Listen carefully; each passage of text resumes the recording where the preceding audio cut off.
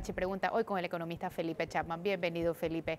¿Cómo se sustenta un presupuesto 3.3% mayor cuando estaremos 6% abajo en ingresos? Y que además ese presupuesto baje la inversión, no la aumente. Buenos días, un gusto estar contigo, Flora.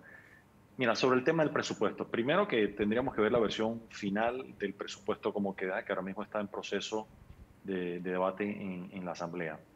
Eh, Segundo punto, en una economía en la cual no podemos estimularla por medio de herramientas monetarias, como es el caso de Panamá, eh, yo diría que el elemento fiscal, que es el que se utiliza a través del presupuesto general del Estado, eh, contraerlo, lo más probable es que agrave la situación económica.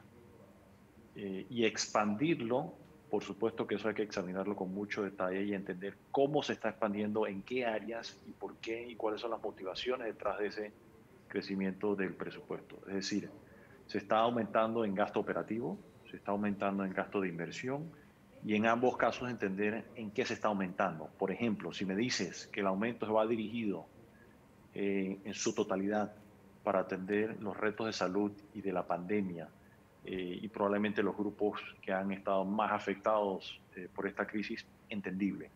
Sí, y yo no he revisado todavía el presupuesto esperando su aprobación final.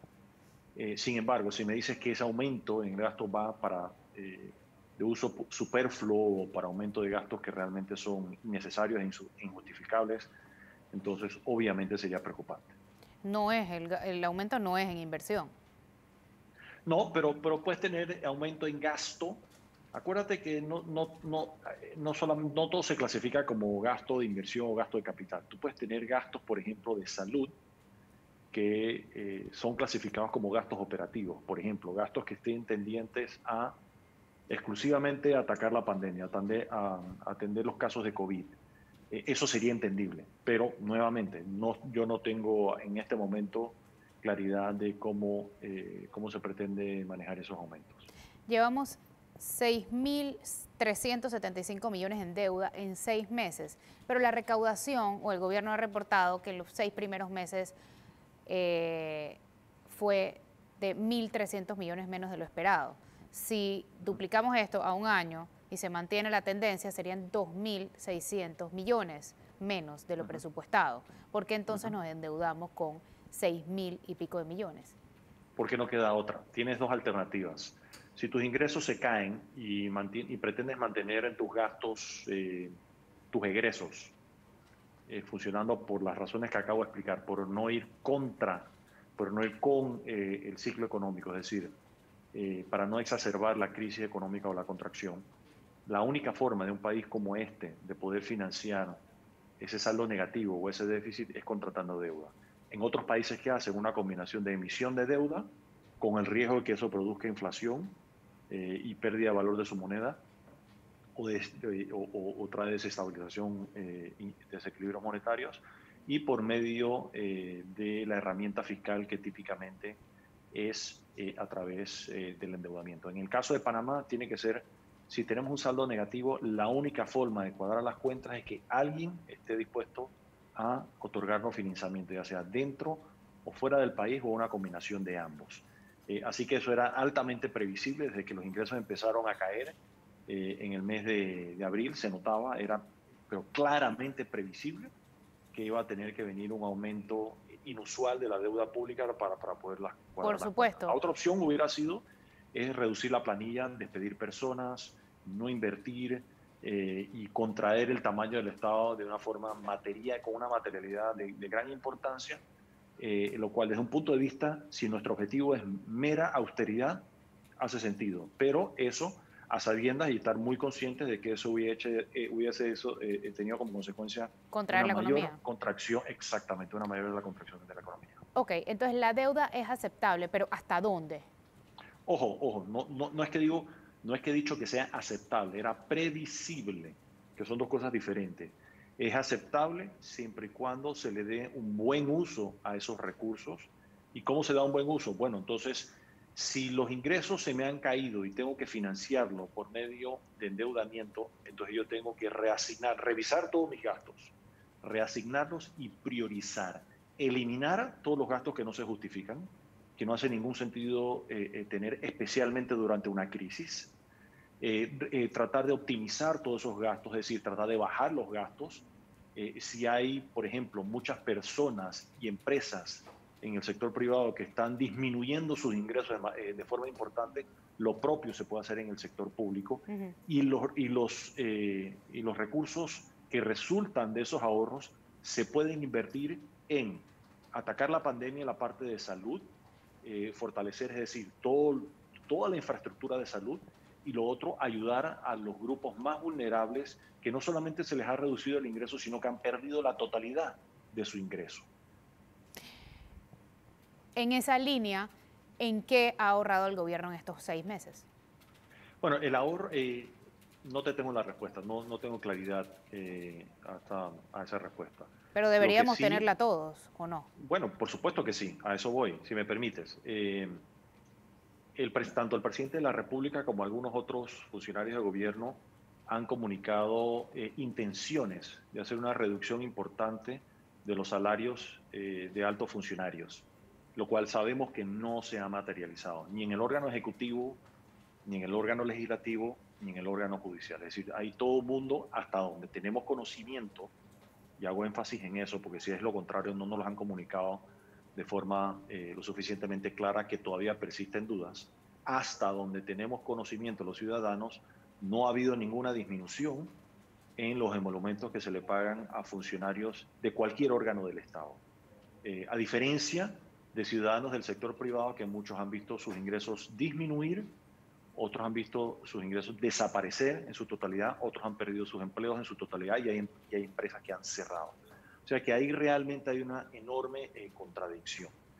Así que ahí lo importante es, uno, que se realicen esos planes de ahorro para recabar más recursos, para utilizarlos en las áreas más prioritarias o más críticas que tiene la nación, y lo otro es comunicarlo para que todos los ciudadanos estemos debidamente informados que en efecto no solamente estas decisiones se anuncian, sino que se ejecutan. En esa línea, quizás la baja de sueldo en los empleados públicos que más ganan no va a resolver el problema completo, pero sí daría un mensaje a la ciudadanía de que su gobierno también hace sacrificios. No solamente el mensaje, Flor, sino que si estás hablando inclusive de funcionarios de alta jerarquía, cualquier ahorro, por más pequeño que sea, va a permitir por ejemplo, a financiar el programa de transferencia de recursos para las personas que han perdido la totalidad de sus ingresos o una parte importante de sus ingresos. Así que yo creo que ahí cada balboa suma. Vamos a un cambio, ya volvemos. Esto es Flor Mizrachi Pregunta, hoy con el economista Felipe Chapman.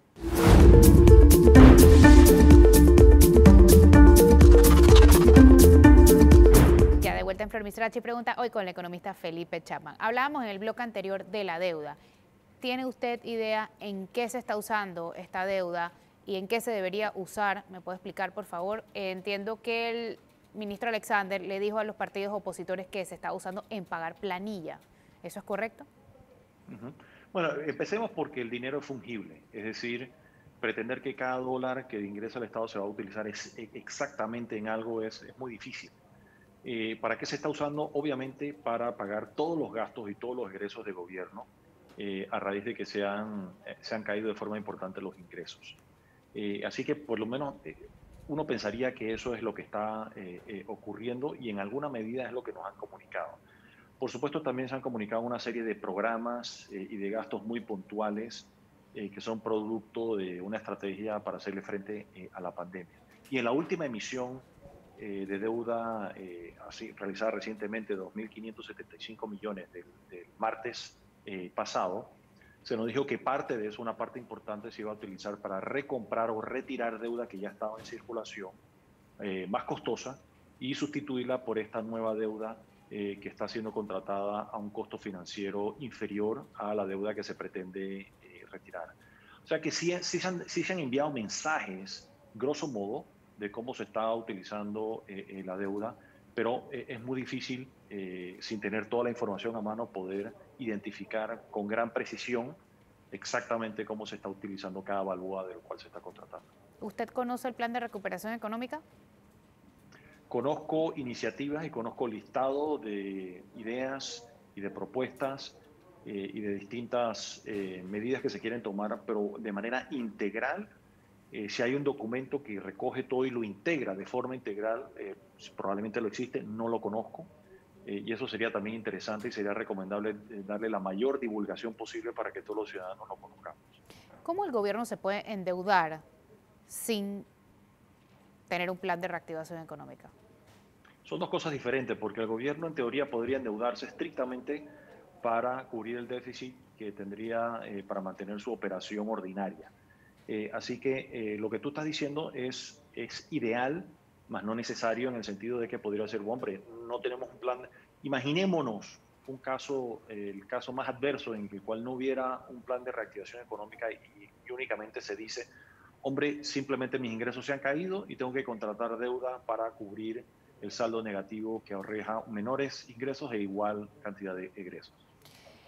Inicialmente se habló de Indesa como una de las participantes en la elaboración del plan económico. Luego, tu padre me confirmó que Indesa no estaba participando, como el presidente lo había anunciado. ¿Qué pasó ahí? Bueno, lo que pasó allí realmente es que eso nunca se concretó. Realmente el presidente lo anunció y nosotros en ese momento realmente no había. Lo que sí es cierto es que habíamos tenido conversaciones entre las cuales habíamos nosotros sugerido algunas ideas y propuestas, pero realmente nunca hubo un proceso de contratación per se de nuestra firma. Es más, nosotros ofrecimos dar, y todavía el ofrecimiento está en pie, de dar recomendaciones gratuitas al gobierno simplemente como una contribución de ciudadanos adicionales preocupados por la recuperación de este país. Y de hecho lo hemos hecho. De tiempo en tiempo hemos preparado ideas y hemos compartido con ellos presentaciones, documentos con ideas, sugerencias de cosas que se pueden realizar que esperamos nosotros que se estén tomando en consideración. ¿Pero les han respondido alguna de ellas? En algunas sí, en algunas de ellas sí hemos tenido retroalimentación o nos han pedido un poquito más de elaboración en las ideas presentadas. Y ha habido, especialmente con el ministro de Economía, ha habido una comunicación fluida y muy cordial, pero de allí a poder nosotros dar fe o aseverar que estas recomendaciones se han implementado o se están utilizando, no. Sí hemos visto que algunas de las recomendaciones que hemos sugerido han sido incluidas en los mensajes que ha enviado el gobierno nacional, pero realmente no podemos dar certeza y a fin de cuentas, hombre, tanto que se aplique en lo que nosotros recomendamos, no necesariamente es lo que esperamos, pero que lo que esperamos es que por lo menos los conceptos sean tomados en consideración y que formen parte del debate interno que tiene el gobierno nacional para tomar decisiones estratégicas de aquí en adelante. ¿Cuál es el mensaje que todavía se le deba a proveedores, a enfermeras, personal médico y por otro lado haya para tantos otros gastos que no parecen ser igual de prioritarios? Es un mal mensaje y eso me lleva al tema que te comenté anteriormente que se llama la reasignación y priorización del gasto y de los recursos que no son infinitos. ¿Qué haría y qué hemos ya recomendado nosotros? Efectivamente, tratar de producir la mayor cantidad de ahorros posibles, sobre todo que no se justifiquen en una crisis como la que estamos viviendo y que se dé prioridad, uno, a pagar todas las cuentas pendientes por pagar que tiene el Estado, como todos los salarios que has mencionado, especialmente en el campo de la salud, pagar a todos los proveedores y priorizar a través de una estrategia, idealmente pagando a los proveedores, iniciando por los más pequeños, las pymes, las pequeñas y medianas empresas, y después irle pagando a las de mayor tamaño. ¿Por qué? Las más pequeñas son las más vulnerables a quebrar y a las que están probablemente con un flujo de caja mucho más angustioso. Las empresas grandes, que también están atravesando problemas, tienen una capacidad de aumentar más tiempo y probablemente tienen unas condiciones financieras un poco tanto más robustas. Pero en cualquier caso, eso es producto exactamente de lo que hemos recomendado. Es una reasignación y priorización del gasto de forma tal. Y eso no solamente tiene el efecto de la salud, de mantener comprometidos y reconocer el esfuerzo que están realizando todas esas personas, sino igualmente en el caso también de las cuentas por pagar a empresas, tiene un efecto de reactivación en la economía. Así que se cumple ese doble propósito. Vamos a otro cambio, ya volvemos. Esto de Flor Misrachi pregunta hoy con Felipe Chapman. No se vaya.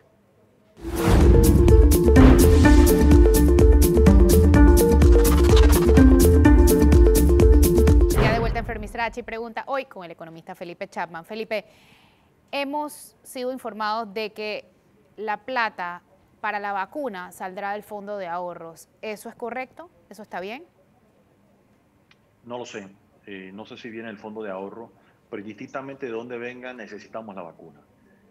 Así que nuevamente dije, los fondos, los recursos son fungibles. Es decir, si tomamos 2 vasos de agua y los vertimos en un tercer vaso de agua que estaba vacío, no sabemos con exactitud de cuál agua vino de cuál vaso. Eso es lo que se llama fungibilidad. Así que si los recursos vienen del fondo de ahorro o vienen del ITBMS o vienen de endeudamiento, realmente yo creo que es secundario. Lo importante es que tengamos suficientes recursos para que logremos vacunar a todas las personas que necesitan vacuna en el territorio nacional. Ahora bien, hablando del fondo de ahorro, el fondo de ahorro es producto de la creación del Fondo Fiduciario para el Desarrollo que se creó en la década de los 90. Y la visión de eso es que eventualmente, y en aquel entonces estábamos hablando de un fondo de más de $2.000 millones con una economía que era una fracción del tamaño de lo que era la economía actual. Es más, podía haber representado hasta 10% del Producto Interno Bruto en aquel entonces. Hoy en día estamos hablando de un fondo del año pasado de menos de 2.000 millones y una economía de 67.000 millones de dólares. Así que en términos de materialidad ha perdido tracción. ¿Por qué? Porque realmente como nación a lo largo de estos últimos 20 años perdimos totalmente compromiso con aumentar el tamaño de ese fondo pensando que nunca lo íbamos a necesitar. Y el propósito de eso era, en ausencia de emitir moneda, en ausencia de las limitaciones fiscales como de aumentar el gasto y que alguien nos lo financie, tener un ahorro efectivamente para hacerle frente a situaciones imprevistas, muy difíciles, desastres naturales y desastres de salubridad como el que estamos viviendo hoy en día. Pensemos, si ese fondo hoy en día hubiese crecido continuamente y hoy tuviese un tamaño de 20.000 millones, si fuera 10 veces más grande de lo que fue originalmente, el impacto que pudiéramos tener en ayudar a hacerle frente a esto fuera descomunal. Pero realmente es muy triste que lo hayamos dejado de lado en los últimos 20 años. No ha habido, a pesar de que mucha gente lo estuvo recomendando, realmente no hubo ningún interés por los últimos 3, 4 gobiernos en realmente crecerlo. Ese es un tema importante porque mucho se dice, mucho se recomienda, mucho se aconseja y poco se escucha. Pero uno no pierde la esperanza, uno por lo menos tiene la tranquilidad y puede dormir en paz de que uno advirtió con suficiente antelación las cosas que iban a pasar. Igualmente, por ejemplo, el excesivo aumento del gasto público, el excesivo incremento del endeudamiento, la falta de ahorro en la última década, son temas que se venían anunciando a altísima voz por los últimos 10 años. Nadie le prestó atención. Llegó el día y entonces se está viendo la realidad efectivamente de por qué no haberle hecho caso a aquellas recomendaciones de aquel entonces. Alquiler de carros de alta gama por $10 millones. Mucho se ha centrado el debate en si es importante o si es mejor para el Estado alquilar o comprar. ¿Dónde está lo cuestionable en este contrato? Lo cuestionable está en que no se ha demostrado realmente la conveniencia financiera. Lo que yo le recomendaría al Estado es hacer un análisis financiero que permita evaluar cuál de los dos tiene mejor valor para el Estado. Analizar distintas alternativas. De eso se calculan flujos financieros a lo largo del tiempo y se calcula el valor presente hoy a una misma tasa de descuento para cada uno de esos flujos. El que resulte con un valor presente más atractivo para el gobierno, esa es la decisión que se debería tomar. Y el rubro de alquileres en el presupuesto del Estado es enorme. ¿Qué alternativas viables encuentra usted? El mismo análisis. Lo que tiene que hacer el gobierno es, financieramente hay muchas herramientas para analizar eso. Es decir, como cuando cualquier negocio toma la decisión, estrategia de que alquilo o compro o construyo un bien inmueble. Uno hace un análisis financiero y eso calculas flujos potenciales y a eso tomas una tasa de descuento lo calculas al valor presente de hoy en día y de acuerdo a las alternativas la que es menos costosa, más atractiva para quien toma la decisión es la que se toma. Igualmente, por ejemplo, eso fue lo que hizo el Canal de Panamá cuando evaluó la viabilidad o no de la inversión y la expansión del Canal de Panamá. Se hacen análisis de rentabilidad, de flujo de caja para determinar las distintas alternativas y qué es más viable para quien tiene que tomar la decisión. Y por último, antes de que se nos acabe el tiempo, ¿qué va a pasar con el seguro social? ¿Cuál es su pronóstico con ese tema? Yo anticipo a corto plazo una situación muy difícil que eventualmente, no sé en cuánto tiempo nos va a llevar a todos los panameños a evaluar las distintas alternativas para mantener la viabilidad del programa de pensiones y jubilaciones de la Caja del Seguro Social. De la manera en como está diseñado y estructurado hoy en día es inviable. Y es inviable porque descansa sobre la premisa de un sistema donde siempre hayan más trabajadores que personas jubiladas o beneficiados. Y en la medida que ha ido cambiando la composición demográfica del país, es decir, va disminuyendo la natalidad y va aumentando la longevidad, desde hace muchos años, desde que se empezó a ver esa tendencia, era previsible que había que cambiar el modelo, ya sea o revisar si queríamos continuar con un sistema básicamente de reparto con algo de capitalización, que es lo que tenemos hoy en día, se tenían forzosamente que revisar las variables de ingresos y de gastos para hacerlo viable, lo cual no se ha hecho desde el año 2006.